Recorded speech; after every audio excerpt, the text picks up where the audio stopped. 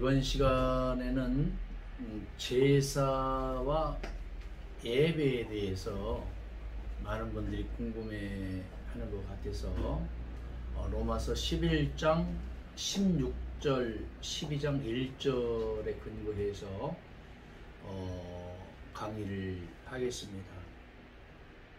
구약 시대에는 철저히 제사 제도죠. 레위기 1장에서 5장에 나오는 것처럼 제사의 종류는 번제, 소제, 화목제, 속죄제, 속건제가 있습니다. 이런 모든 종류의 제사 제도는 이 시간에 언급할 것은 아니고, 과연 제사 제도는 어디에 근거해서 나왔느냐, 이런 얘기죠. 자, 우리가 지금까지 로마서를 공부를 하면서 많은 의문점이 들었던 게, 과연 바울이 로마서를 통해서 뭘 말하고자 했던 것이냐. 바울은 철저히 마이 가스펠을 하고 있는 거죠. 마이 가스펠, 나의 복음, 바울의 복음. 근데 우리가 알아야 될 것은 뭐냐면은, 그렇다면 기독교는 뭐냐는 거죠. 예수교는 뭐냐? 예수교는 유대교를 뛰어넘어야 되고, 바울의 나의 복음을 뛰어넘어야 그 모든 것을 주관하고 계시는 예수 그리스도의 복음으로 입성을 할 수가 있는데도 불구하고, 많은 신학자와 많은 목회자와 성도들이 그게 그거 아니냐, 이렇게 생각하는 분들이 많아요. 예를 들어서 율법과 언약과 계명과 복음이 똑같은 거 아니냐, 이렇게 생각하는 분들이 왜 이렇게 많아요? 율법과 언약과 계명과 복음이 똑같다. 아니면은 말라기서까지의 그 구약 이후에 신약 성경이 다 똑같은 거 아니냐, 신약 성경이 다 예수의 복음 아니냐, 이렇게 생각하는 분들이 의외로 많아요. 근데 한번 생각을 해보세요. 정경은 구약도 하나님의 말씀인 정경이고, 신약도 하나님의 말씀인 정경이에요. 근데 그 정경인 구약을 신앙하는 분들이 유대교와 이슬람교와 천주교와 기독교와 각종 이단들입니다. 근데 우리는 특별하게 신약 27권을 기독교에서는 또 정경으로 받아들이지 않습니까? 그런데 똑같은 구약 39권을 정경으로 받아들였던 유대교와 이슬람교와 천주교와 기독교와 각종 이단들도 신약 성경 27권만큼은 다르게 해석을 하죠. 유대교도 이슬람교도 신약 성경은 정경으로 받아들이지 않습니다. 반면에 천주교와 기독교와 각종 이단들은 정경으로 받아들여요. 그렇다면 예수 그리스도가 어떤 분이냐는 것을 신앙하는 것이 예수교이고 기독교라고 지난 시간까지 우리가 말씀을 통해서 공부를 했지 않습니까? 우리 기독교는 예수가 어떤 분이냐, 예수를 어떻게 신앙해야 되는 거냐. 첫 번째는 예수는 나의 주님 왕이시다. 두 번째는 예수는 나의 그리스도 구원자시다. 세 번째, 예수는 나의 하나님이시다. 네 번째, 예수는 나의 보혜사 성령이시다. 그리고 그 예수가 이 땅에 오셔서 선포하신 하나님 나라의 복음처럼 서로 사랑하고 용서하고 섬기고 평화를 이루는 삶을 살아야 된다. 신앙 고백과 삶의 자리가 절묘하게 매치가 되어서 우리의 삶 속에 고백하고 그렇게 살아가야 되는 것을 복음이라고 배웠어요. 다시 말해도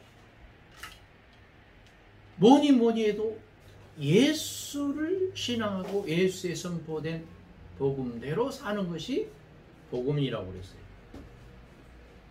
그렇기 때문에 구약에 나와 있는 제사 제도, 율법, 왕국 사관, 성전 종교, 그 다음에 후에 표출된 영지주의, 신비주의, 그리고 바울의 나의 복음, 이런 것들을 짬뽕을 해서 나온 것이 복음이냐?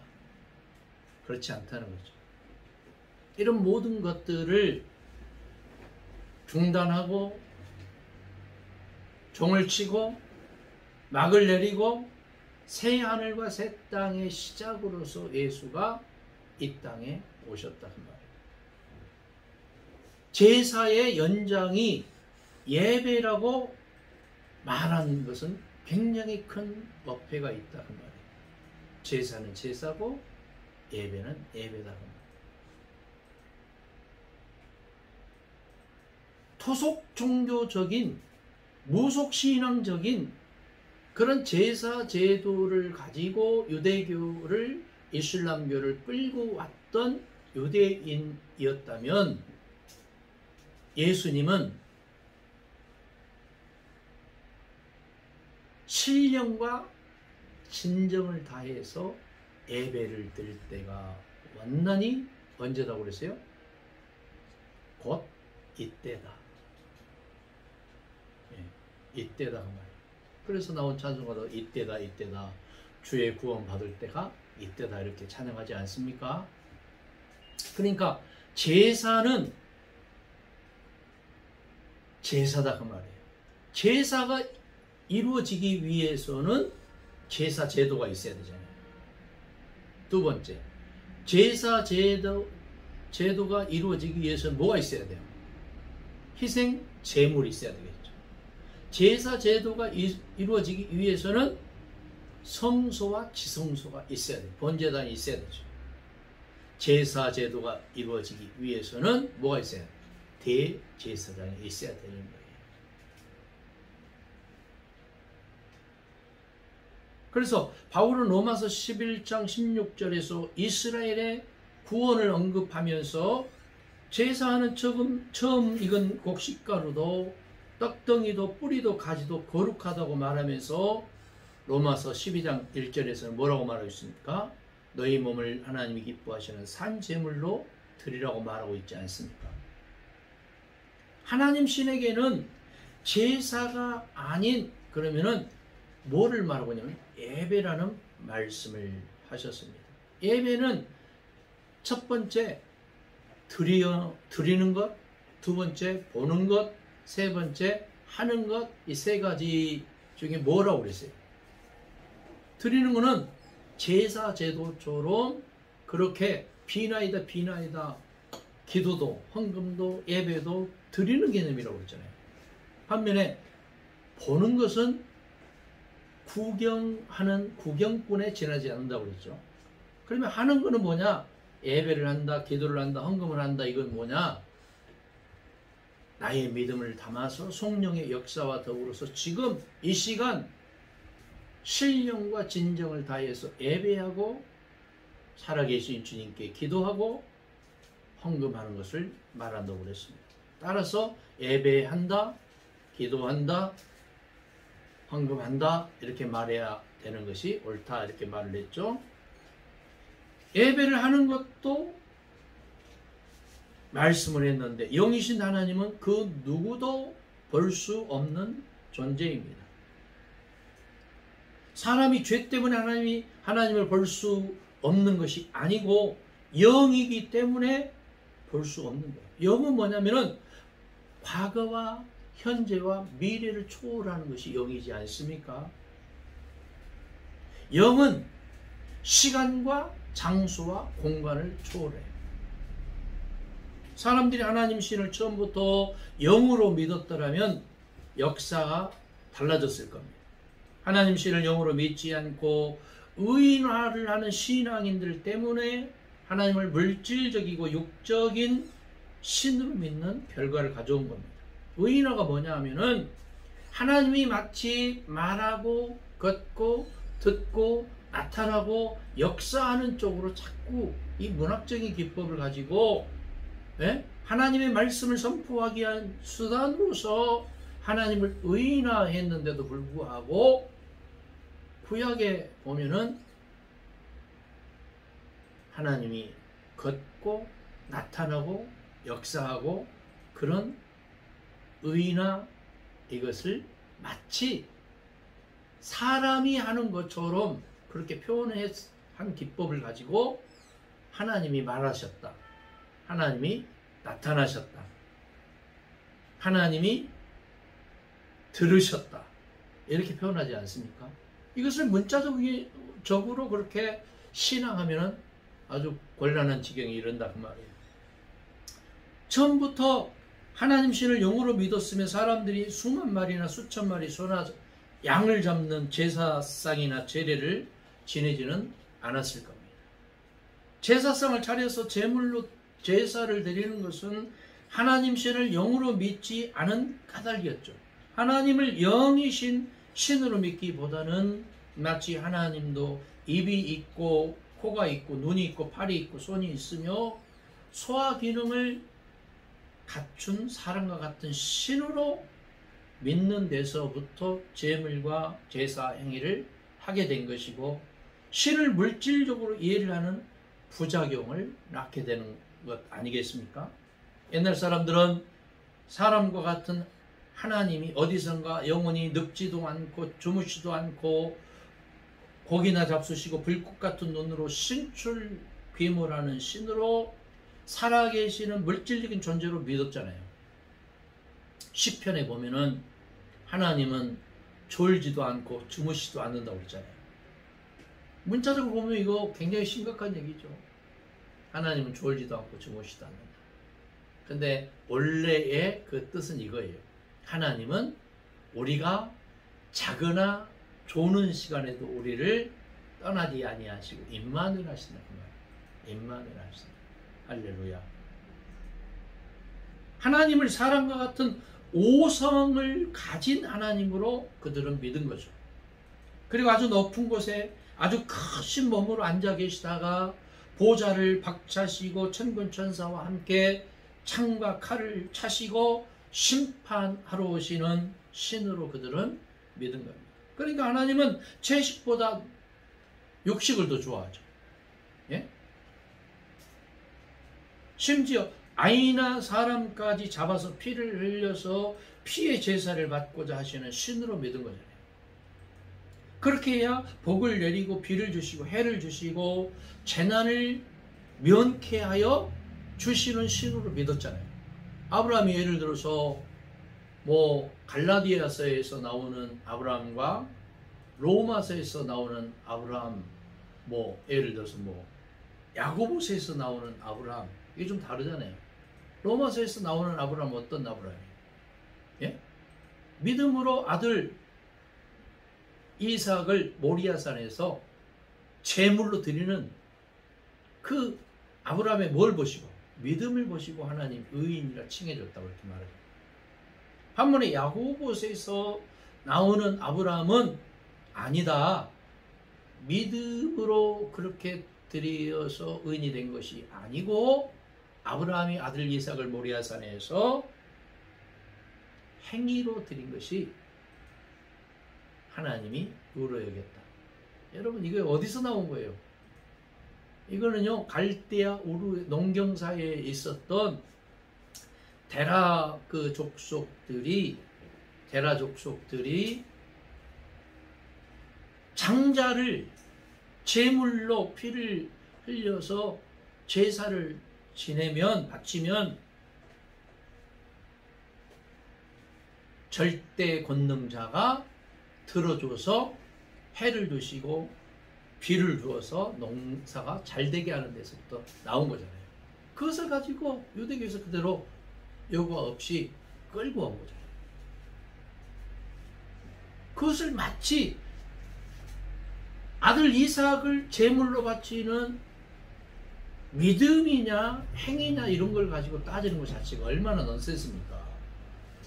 이제는 유대교도 천주교도 정교도 개신교도 제사를 드리지 않죠. 이스라엘 사람들은요 왜 제사를 안 지내는 줄 아세요? 그들은 다윗 솔로몬 성전 그리고 포로지에서 귀환해서 재건한 스룹바벨 성전밖에 인정을 안 해요. 지금의 성전, 예루살렘 성전, 헤롯 왕이 이방인 왕이 지은 헤롯 왕이 지은 성전을 인정을 하지 않죠. 그들의 힘으로 예루살렘 성전을 건축하고 난 뒤에 제사 제도를 복원하겠다는 거예요. 얼마나 웃기는 노릇입니까? 하나님이 그만 두시라고 해서 제사 제도를 안 하는 것이 아니라 사람들이 그만뒀잖아요. 그러면 지금의 하나님은 무엇을 드시고 어떻게 연명을 합니까? 왜 이제는 유대교에서도 제사를 드리지 않아요? 기독교에서는 예수 그리스도가 대제사장으로서 대속제물이 되어서 십자가를 지셨으므로 모든 제사가 끝이 난 것으로 하니까 납득이 되지만 예수 그리스도를 믿지 않은 유대인들과 이슬람교도는 왜 제사를 드리지 않아요? 이것은 사람들이 드리다가 말다가 해서는 안 되는 거잖아요. 하나님을 의인하려 하면 제사를 드려야 되나 영으로 믿으면 필요가 없잖아요. 예수 그리스도는 하나님의 성육신이지 인카네이션 도성이신이시 의인화가 아니잖아요. 선지자들은 아주 옛날부터 제사를 원치 않는 하나님을 말했어요. 이사야 선지자나 미가 선지자 등 의식 있는 선지자들은요, 호세아 선지자 등은요, 하나님이 원하는 것은 제사가 아니라고 했잖아요. 사람들은 그런 하나님을 믿지를 않았어요. 예수 그리스도는 제사가 아닌, 그러면 뭘 선포하셨냐면 예배를 말씀하셨습니다. 요한복음 4장 24절에 보니까 하나님은 영이시니 예배하는 자가 신령과 진정으로 할 것이다 이렇게 말했잖아요. 그리고 그날과 그때는 바로 지금이라고 말씀하셔요. 지금 이 산에서도 말고 저 산에서도 말고 에발산에서도 아니고 그리심 산에서도 아니고 예루살렘 성전도 아니고 실로 성전도 아니고 너희들이 온 마음과 뜻과 정성을 다해서 드려야 될 예배가 언제냐? 지금이라. 지금이다. 예? 그리고 그날과 그때는 바로 지금이라고 했잖아요. 제사는 물질적이고 가시적이고 경제적인 것으로서 신이나 영에게는 없어도 되는 겁니다. 그런데 의인화를 한 사람들 때문에 제사를 드리고 예물을 바치고 공양을 한 거잖아요. 그러나 그것은 아무도 쓸데없는 일을 낭비한 겁니다. 예부터 인간들이 조상신을 섬기고 제사를 드리는 것과 똑같은 거예요. 여러분 지금도 보세요. 천주교에서 70년경에 한국의 복음화를 위해서 무덤에 절하는 거 인정했죠. 조상신에게 제사 드리는 거 인정했어요. 얼마나 넌센스입니까? 천주교의 복음화를 위해서 대한민국에 무덤에 절하는 거, 제사 지내는 거 다 인정했어요. 지금 만약 기독교에서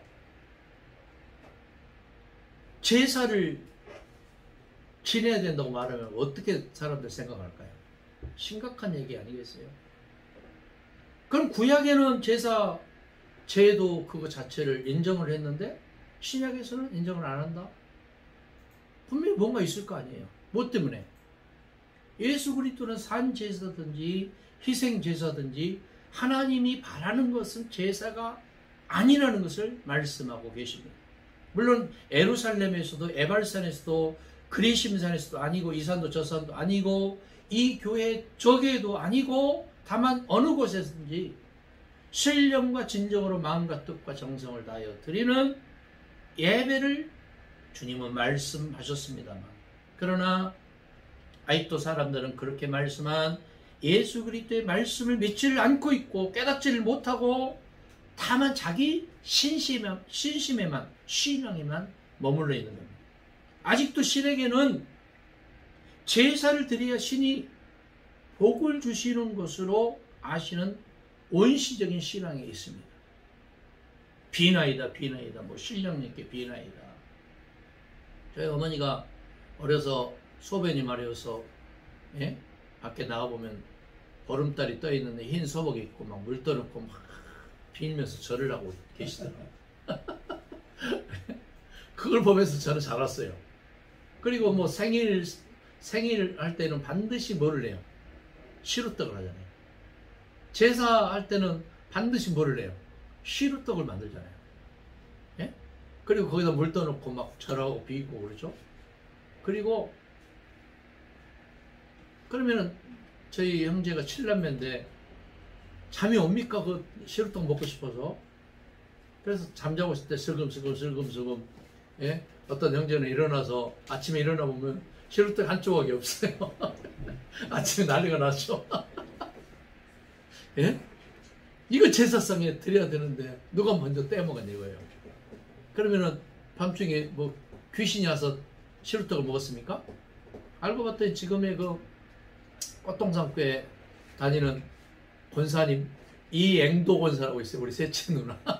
셋째 누나가 한 짓이에요. 여러분, 하나님이 그거 받으시는 거 아니잖아요. 예? 인자가 온 것은 섬김을 받으려 함이 아니고 도리어 섬기려 하고 자기의 목숨을 많은 사람의 대속물로 주려 함이라는 마가복음 10장 45절에 복음서에 언급도 있잖아요. 이 말씀은 예수 그리스도가 말씀하신 직접 합법이 아니고 마가나 마태가 인자에 오신 의의를 설명하는 간접 합법의 말씀인 것입니다. 이 자기 목숨을 뭐라고 his life라고 his life. 자기 목숨이라는 말은 예수가 말을 할 때는 my life라고 말해요. 나의 목숨, 내 목숨이라고 말해야 되잖아요. 근데 사도들이 설명한 말이죠. 예수 그리스도 직접 하신 말씀이라면 my life, 나의 목숨이라고 해야 된다는 말입니다. 다시 말하면 자기의 목숨이라고 말하는 것은 예수 그리스도가 말씀한 것이 아니고 복음서 기자들이 설명한 말이라는 거죠.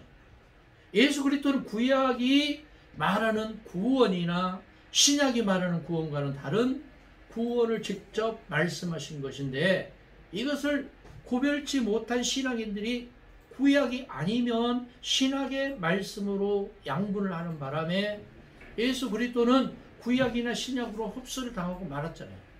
그래서 구약과 바울의 신약과 예수의 복음으로 3등분을 한 말씀으로 분류를 할 필요가 있다. 그리고 성경을 볼 때는 반드시 지금의 아무 의미도 없이 그렇게 나열되어 있는 성경보다는 하영조 목사가 쓰신 연대기적인 성경처럼 구약 다음에 바울 서신 다음에 사복음서와 일반 서신이 나와야 된다. 바울은 제사나 율법으로 오는 구약적인 제사도 아니고 율법도 아닌 제사의 완성이 십자가의 대속을 믿는 믿음으로 오는 구원을 말하고 있잖아요. 이것은 유대인 기독교인들로부터 상당한 지지를 받았습니다. 이러한 구약적이고 바울적인 구원론의 복음이 초기 교회의 기초가 되어서 오늘날까지 장성한 나무를 키우고 있잖아요. 예수 그리스도의 그 성육신은 바울보다 먼저 왔어요. 육신적으로는.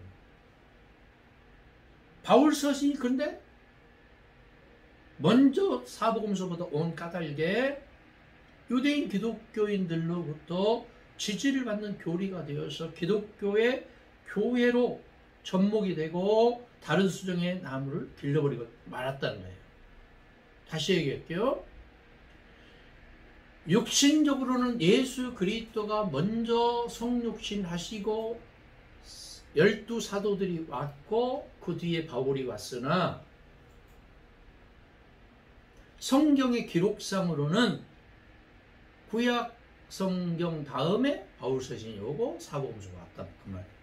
그렇기 때문에 바울 서신이 14권, 히브리서를 포함한 14권이 먼저 사복음서도 온 까닭에 마치 바울의 복음이 초대 교회의 주류를 형성하고 말았다 그 말이에요.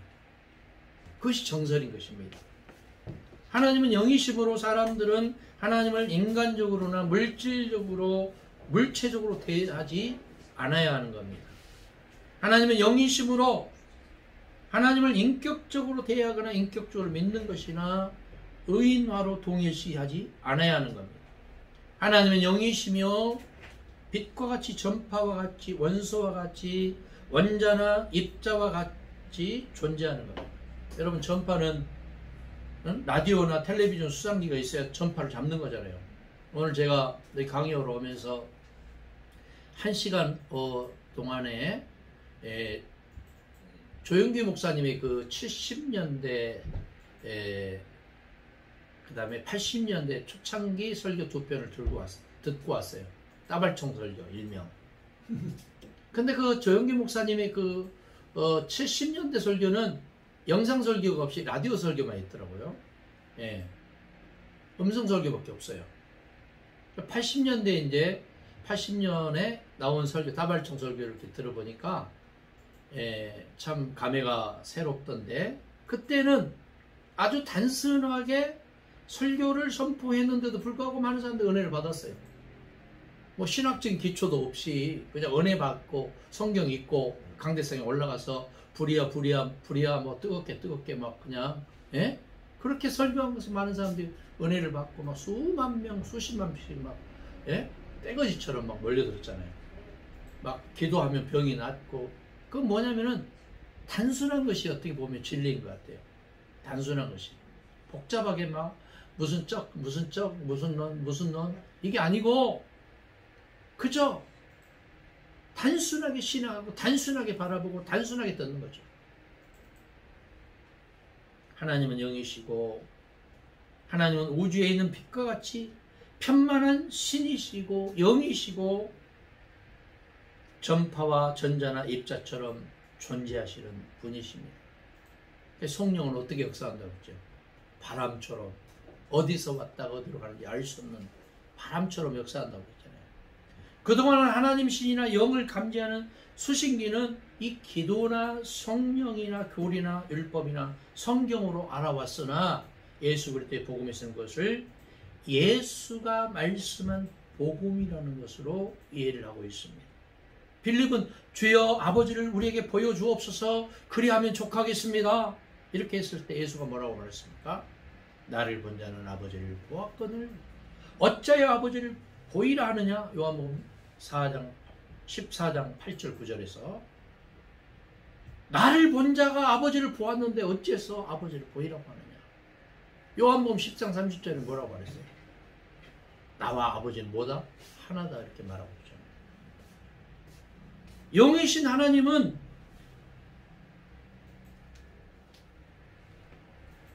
아무도 볼 수가 없는 겁니다. 영이기 때문에 볼 수 없는 거예요. 그러면 하나님을 본 자가 한 사람도 없는 겁니다. 구약에서 그래서 하나님을 본 자는 어떻게 한다고 했어요? 반드시 쳐 죽이라고 그랬어요. 왜? 하나님을 보일 수 있게 임하는 분이 아니다는 것을 그들도 인정을 하는 겁니다. 그렇다면 이스라엘 민족의 영적인 지도자인 모세가 호렙산에서 시내산에서 하나님을 본 것은 어떻게 된 거예요? 여러분 상식적으로 생각해 보세요. 하나님을 본 자는 반드시 죽이라고 그랬는데 모세가 하나님과 대면해서, 요즘에 뭐 비대면 대면 뭐 나오고 예배가 비대면 예배 뭐 대면 예배 그러잖아요. 대면에서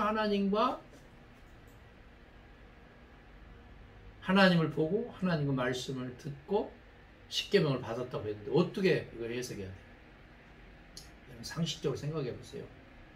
그것을 의인화 기법으로 하나님을 보일 수 있는 하나님이라고 표현했을 뿐이지, 모세가 만약 하나님을 대면했다면 모세는 반드시 짱돌로 쳐 죽여야 돼요.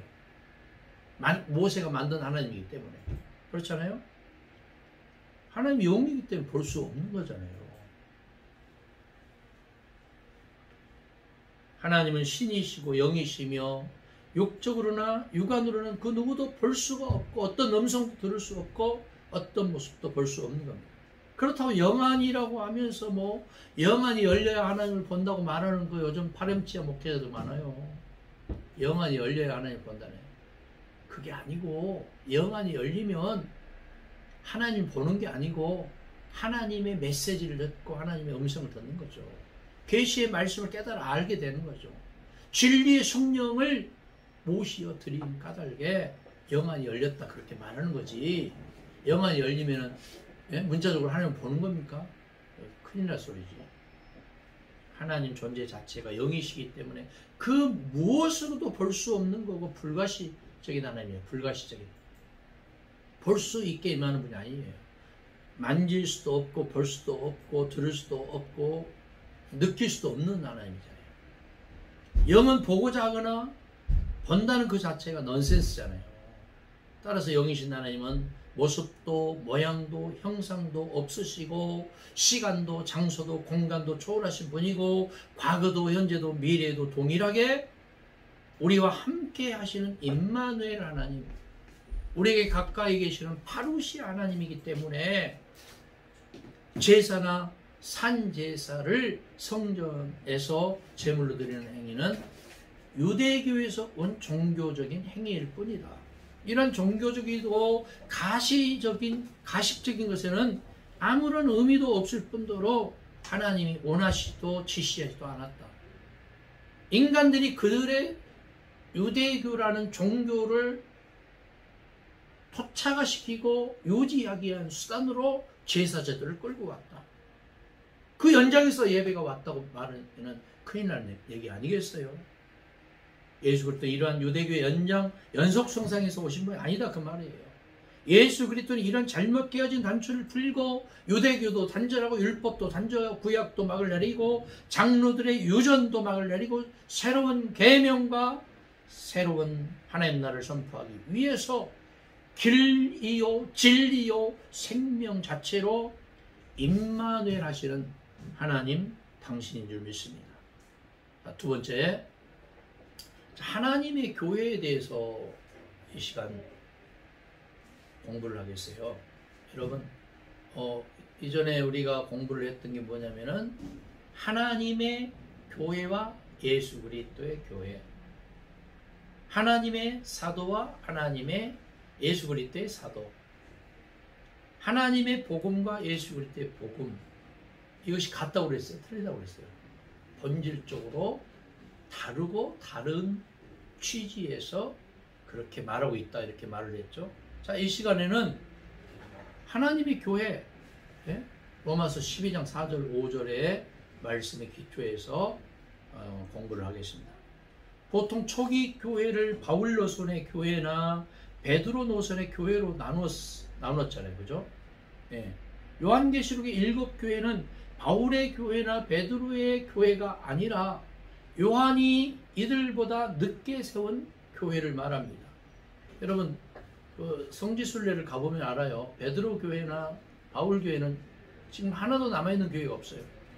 반면에 사도 요한의 교회만 몇 개 남아있을 뿐입니다. 기독교 교회는 베드로의 교회가 아니면 바울의 교회 이 양분, 이등분을 하고 있어요. 이분법을 하고 있어요. 그러니까 요한이 말한 사랑의 교회보다는 바울의 성령의 교회가 아니면 베드로의 주님의 교회로 알게 된 겁니다. 바울 서신이 말하는 중요한 신학이나 신앙의 골자는 주로 교회를 근거한 바울의 복음이었잖아요. 바울의 복음. 다시 언급을 하면 복음은 신약 성경에서 말하는 복음은 바울의 복음과 예수의 복음이 따로 있다고 말했어요. 로마서 2장이나 16장에서 말하는 바울의 복음과 사복음서에 말하는 예수의 복음이 다르다고 말을 했죠. 바울이 말한 교회는 성전에서 제사를 드리는 교회론과 회당에서 율법을 익히는 교회로서 특히 바울이 말하는 예수는 십자가를 지시고 피로 값주고 사신 교회를 말하고 있습니다. 사도행전 20장 28절에서 그렇게 말하고 있죠.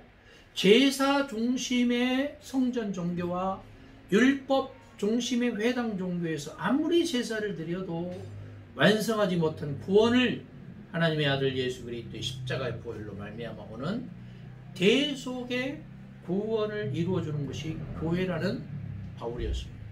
이런 바울의 교회 종교는 소나 양이나 곡물이나 현물 등이 아니면 11조 등의 헌금을 바친 구약 종교와 별 차이가 없었습니다. 이런 바울의 교회와 바울의 복음에는 굳이 나사렛 예수 그리스도의 육적인 말씀이나 그 복음이 재현되고 구현이 되고 구축이 될 필요성이 없었어요. 구약의 예언이 성취되면 그만이었습니다.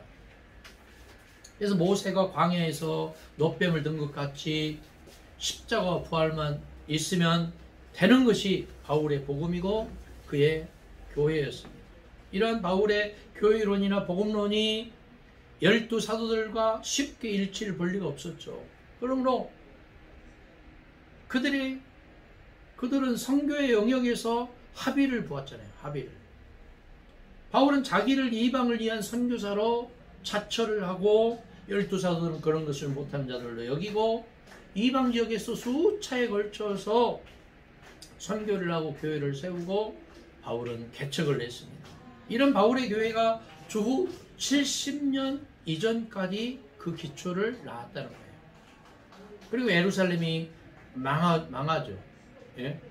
로마 장군 디도 장군에 의해서 67년에 주후 67년에 예루살렘을 쳐들어와서 마사다 전투를 73년경에 최후에 항전하고 그걸로 철저하게 예루살렘 성전이 회파되잖아요. 이런 바울의 교회가 70년 이전까지 그 기초를 낳았어요.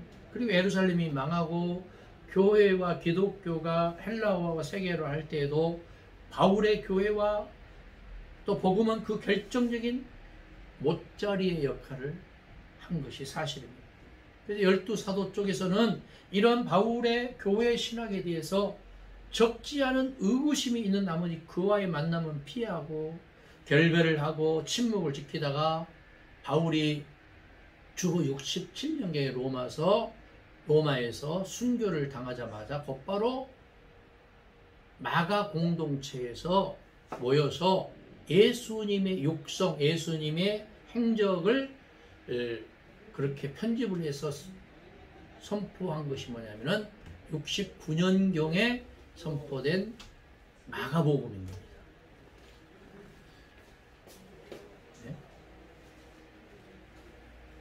베드로 쪽에 역점을 둔 복음서를 이 내자 바울의 동역자인 누가는 복음서에서는 사실대로 목격담을 썼으나 누가가 쓴 사도행전에서는 바울을 위주로 기록을 했잖아요. 근데 마태복음을 제외하고는 어떤 복음서에서도 교회라는 말이 없다는 데 관심이 있는 겁니다. 마태도 불과 3마디뿐이었죠. 그러나 그것은 바울로부터 시작된 교회가 아니라 베드로로부터. 그리고 복음서가 나오기 이전에 바울의 교회는 가득 차다시피 한 상태인데 사복음서 기자들은 어째서 외면을 했을까요? 복음서 중에 가장 먼저 쓰여진 마가복음서는 베드로의 복음서라는 것인데 어째서 교회라는 말을 한마디도 언급치 않았던 걸까요? 그리고 바울과 가장 친숙하게 같이 선교를 한 누가에서도 전무한 이유는 무엇일까요? 그리고 예수 그리스도의 사랑하는 제자 요한에게서도 교회라는 말을 찾아볼 수가 없는 이유는 무엇일까요? 교회의 출발은 아브라함 때부터 있었던 것이고 그리고 예수 그리스도로부터 시작이 되었으니 이것을 박해한 바울이 개심 후에 자기의 교회를 나의 교회를 다시 언급하는 바람에 교회는 바울의 전용어나 다름이 없게 되었다 그 말이에요. 바울은 모든 복음과 교회를 자기의 교회로 흡수를 하다시피 했어요. 주 70년 전까지는 바울 말고 바울의 교회와 바울의 복음 말고 다른 복음을 선포하면 갈라디아 1장에 뭐라고 말해요? 저주를 받는다고 말했잖아요. 그래서 교회를 목숨 걸고 개척한 다른 교회가 없었던 거죠. 바울은 단연 교회의 설립자였어요. 이런 바울의 교회를 바울 말기나 바울이 죽은 후에 그 한계성과 속성과 번제례까지 복음서는 확신을 하고 의견을 달리하는 것이었습니다. 복음서는 계시나 환상이나 성령보다는 본 대로, 들은 대로, 주목한 대로, 만진 대로의 교회와 복음을 말하고 있습니다. 이 말은 요한 1서에 나오죠. 요한 1서 1장 1절에 보지도 않고 듣지도 않고 주목한 바도 없이 그리고 만진 바도 없는 교회와 복음의 기초는 이 바울에 의해서 그 첫 단추가 깨어진 다음이었던 겁니다. 그러기에 복음서는 단순히 바울에 의해서 그 첫 단추가 깨어진 다음에 출현을 하고 있습니다. 그렇다면 복음서는 단순히 바울을 보고 느낀 나머지 반바울적으로 기록한 것이라는 것입니까? 그보다는 그들의 본 대로, 들은 대로, 주목한 대로, 만진 대로라는 것은 바울의 복음이 아닌 예수 그리스도의 복음을 말하는 겁니다. 그러면 바울의 교회론이나 복음서의 교회론의 차이가 뭐고 어째서 복음서에는 교회라는 말이 없다시피 한 걸까요? 바울은 제사적인 피로 값주신 교회론을 절대시하고 있습니다.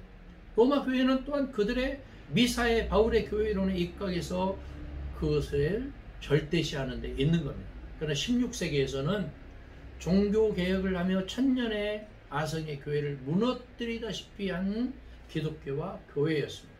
물론 바울의 교회가 종교개혁으로 대선하는 것이긴 하나 그러나 복음서는 예수 그리스도의 교회를 무언으로 문자 없이 원리와 원칙과 법칙으로 근본을 알려주신 것입니다.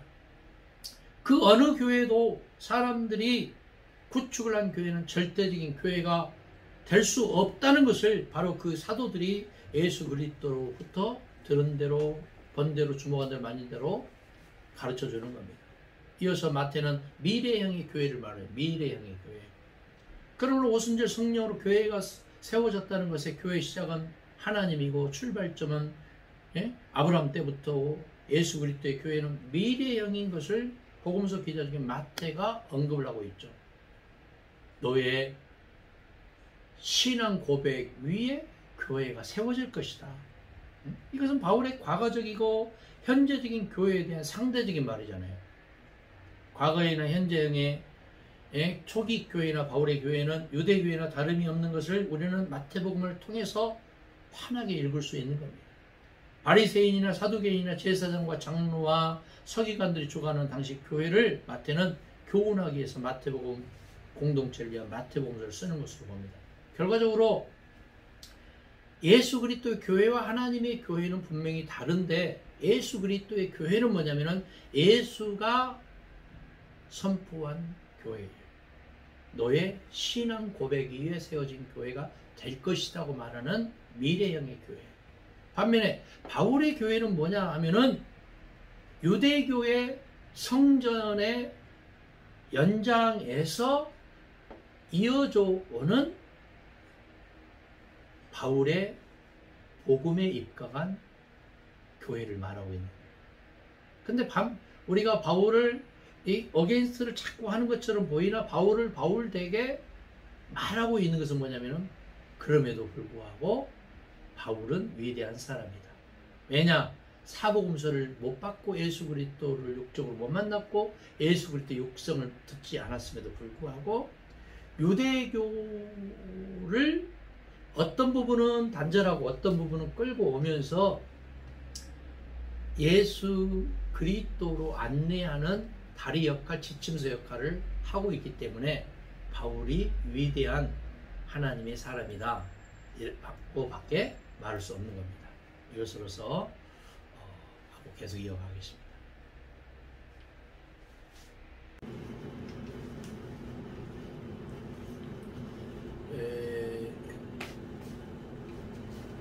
세 번째로 원수 사랑에 대해서 로마서 12장 19절에서 21절 말씀에 근거해서 말씀을 한번 선포하겠습니다.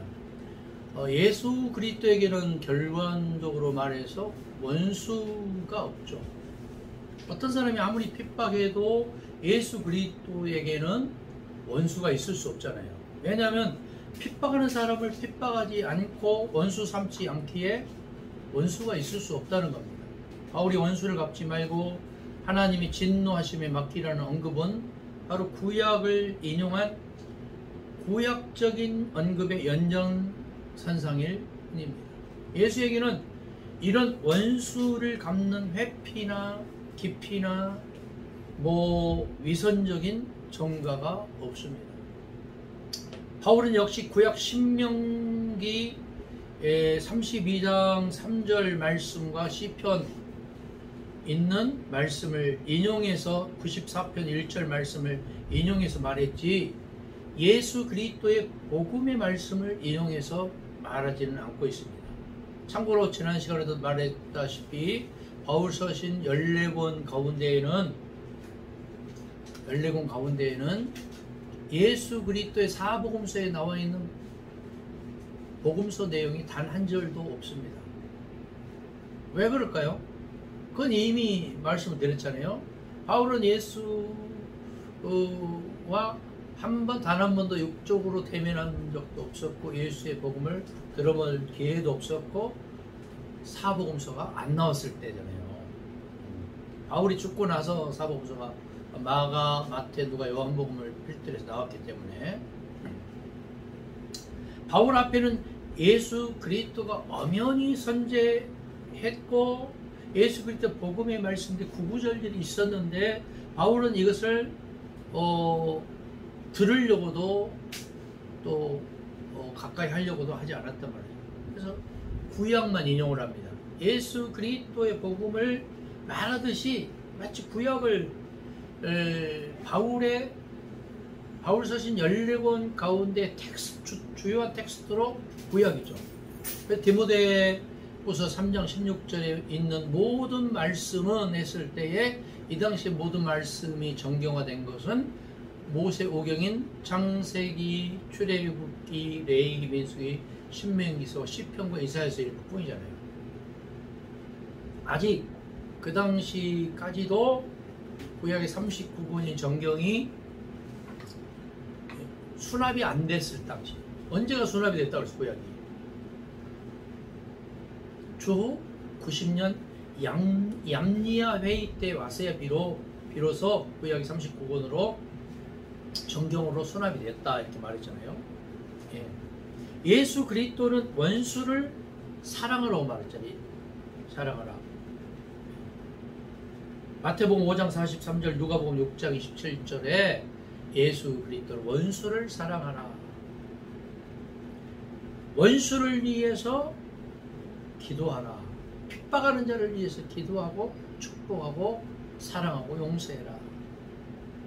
그래서 지고지순은 복음의 하이라이트는요, 원수 사랑이에요. 원수 사랑. 저에게도 원수가 있고 여러분에게도 원수가 있어요. 근데 예수에게는 원수가 없단 말이에요. 그러나 바울은 원수를 갚지 말고 진노하심에 맡기라고 말하고 있잖아요. 이것은 전혀 다른 말입니다. 바울에게는 원수가 있는 거죠. 예수에게는 원수가 없는 거고. 예수 그리스도의 원수 사랑은 그들에게서는 거의 불가능할 정도로 벅차고 힘든 것이었습니다. 제자들이 예수님 뭐라고 말해요? 주님, 몇 번까지 저들을 용서해 줄까요? 어떤 복음서는 70번씩 7번, 490번. 어떤 복음서는 7번씩 70번. 예? 무한대의 용서를 하는 거예요. 무한대의 용서를 해주라는 거예요. 바울의 언급은 피하면 하나님이 갚아주시는 것이었으나 예수 그리스도에게 있어서 원수 사랑은 인내나 견딤이나 피함으로 되는 것이 아니고 직접 부딪혀서 어떻게 해요? 용서하거나 사랑하지 않으면 안 되었던 겁니다. 바울은 뭐라고 말합니까? 원수 갚는 것이 내게 있으니 내가 갚으리라고 주께서 말씀하시니라 이렇게 말하고 있잖아요. 예? 예수 그리스도는 사람이 직접 원수를 사랑하지 않으면 안 되는 말씀을 하고 있어요. 바울은 하나님이 사람들이 원수를 갚아주시니까 하나님이 진노하심에 맡기거나 그런 강구를 하고 나서 직접 대항하지 말라는 말을 하고 있으나 예수 그리스도에게는 그런 언급이 없습니다. 자기 원수는 자기가 기도하고 사랑하고 용서하지 않으면 안 되는 것을 말씀하고 있습니다. 예수는 바울과 같이 수동적이고 피동적이고 타동적인 구원을 말씀하지 않았습니다. 약한 자를 대적하지 말라, 뭐 오른뺨을 치거든 왼뺨도 돌려대고 너를 송사해서 속옷을 가지고자 하는 자에게 겉옷도 가지게 하고 누구든지 너로 억지로 오리를 가게 하거든 그 사람과 심리를 동행하고 너에게 구하는 자에게 주며 너에게 꾸고자 하는 자에게 거절하지 말라고 하셨습니다. 이것은 바울이나 구약이 말하는 것과는 전혀 다른 윤리입니다. 어느 누가 감히 이런 말씀대로 따를 수 있었겠어요. 그리고 예수 그리스도는 구약이나 신약에 있는 신앙인으로서는 영영 불가능한 포기브니스 용서를 말씀하고 있습니다. 7번뿐 아니라 7번씩 70번이라도 할지니라 마태복음 18장 21절이요. 예? 이런 말씀을 하셨어요. 이것은 모세가 언급하고 있는 상해치상법이나 보복법에 있는 것처럼 눈은 눈으로 이는 이로의 상호주의적인 율법과는 전혀 다른 말씀을 하고 계신 겁니다. 예수는 무한한 사랑과 용서의 호혜의 복음을 말씀하셨습니다. 예수는 상호주의의 인간관계나 민족관계나 국가관계나 국제관계를 말씀하지 않았습니다. 이것은 모세 이후 바울까지의 철칙이었으나 예수는 모세나 바울로서는 추정할 수 없는 언급을 하신 겁니다. 이런 예수 그리스도의 복음을 모른 바울이 예수의 재림론과 심판론까지 말하고 있어요. 예수 그리스도에게 있어의 재림과 심판을 예수 그리스도는 하실 것이 없어요. 그럴 리가 없죠. 왜냐? 파루시하고 임마누엘이기 때문에. 주께서 각계에 계시고 하나님이 늘 너희와 항상 함께 계시는데 올라간 대로 내려오는 무슨 재림이 필요 있겠습니까? 예수를 믿지 않는 그것으로 이미 심판을 받아버린 건데 나중에 와서 뭐 총칼 들고 번개로 불로 무슨 유황불로 심판할 이유가 뭐가 있겠어요? 예수를 믿지 않는 것 자체가 이미 심판 단계에 가 있는데요. 예수는 원수를 사랑하기 전에 먼저 적을 삼지 말라는 그런 것을 말씀하고 있죠.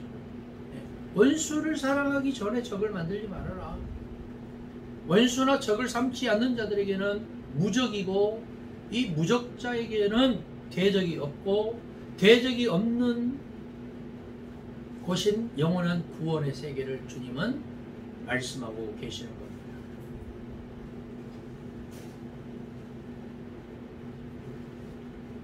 대적하지 않고 복수하지 않고 보복하지 않아야 하나님 나라가 하늘에서 이루어진 것처럼 이 땅에서도 이루어지게 되고 멸망치 않고 영생할 수 있는 구원에 임한다는 말씀을 하시고 계십니다. 악에게 지지 말고 선으로 악을 이기라는 바울의 말은 아까는 싸워야 하고 선으로 악을 이겨야 한다는 말로서 싸움이나 전쟁을 배제한 것이 아니라 보다 선한 싸움과 선한 전쟁을 해야 한다는 거죠. 예? 선한 싸움은 싸우되 선한 싸움을 하라는 거죠. 근데 예수님에게는 싸움이라는 것은 애시당초에 있어서는 안 된다는 거죠. 선한 싸움과 선한 전쟁은 일반적인 싸움과 악행과 정도 다를 바가 없는 겁니다. 예수 그리스도는 이기지도 지지도 않는 서로 사랑을 말씀합니다. 요한복음 13장 34절에 있는 말씀처럼 예수가 너희를 사랑한 것처럼 너희도 서로 사랑하라. 원수 사랑은 하나님 사랑과 이웃 사랑 밖에 하지 않는 이 구약과 신약을 넘어서서 패스 오버해야죠. 넘어서서 예수 그리스도가 말씀하신 복음 중에 하이라이트인 복음이라고 말할 수 있습니다. 그러나 기독교와 교회는 원수 사랑을 하나님 사랑이나 이웃 사랑의 중점으로 대하지 않았습니다. 원수 사랑은 어찌 보면은 없다고 해도 과언이 아니에요. 왜냐? 제가 20여 년 전에 교회를 부임하니까 동네 이장이 술에 잔뜩 취해서 저에게 찾아왔어요. 목사님, 제가 왜냐면 마을의 한 복판에다가 하나님 사랑, 이웃 사랑, 원수 사랑 간판을 띄엄띄엄 설치를 해놨었거든요. 도저히 하나님 사랑, 이웃 사랑까지는 이해가 되는데 원수 사랑은 이해가 안 됩니다. 저에게 그렇게 찾아왔어요. 예수 믿는 사람도 안 믿는 사람도 하나님 사랑, 이웃 사랑까지는 할 수 있고, 원수 사랑은 요원한 상태 아닙니까? 예수 그리스도는 이기지도 지지도 않는 서로 사랑을 말씀하시면서 이긴다거나 진다는 것은 이 이분법적인 사고에서는 반드시 이겨야 하는 것을 말하나 서로 사랑에서는 이기지 않아도 되고 져도 되는 것을 말씀하고 있습니다. 원수 사랑은 하나님 사랑과 이웃 사랑 밖에 하지 않는 구약과 신약을 넘어서서 예수 그리스도의 복음 중의 복음이다. 예. 원수 사랑은 하여도 되고 하지 않아도 되는 것으로 여기게 했어요. 이것은 바울의 복음이 사랑에 있지 않고 믿음이나 은혜나 영이나 소망이 있었기 때문에 선한 싸움 다 하고 거기에 있는 거예요. 예수 그리스도의 복음 자체가 바울의 복음에 뒤섞여서 희석이 되고 말았어요. 여러분 생각해봐요.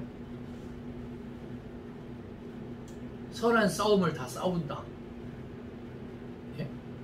그것이 더 힘이 있습니까? 아예 싸우지 말고 그냥 져주라. 그게 힘이 있습니까? 예? 믿는 것도요 막 그냥 쟁취하듯이, 성령도요 막 끌어당겨서 막 쟁취하듯이 막 충만함이 힘 있기도 하고. 그러나 성령 충만함이 되는 게 아니잖아요.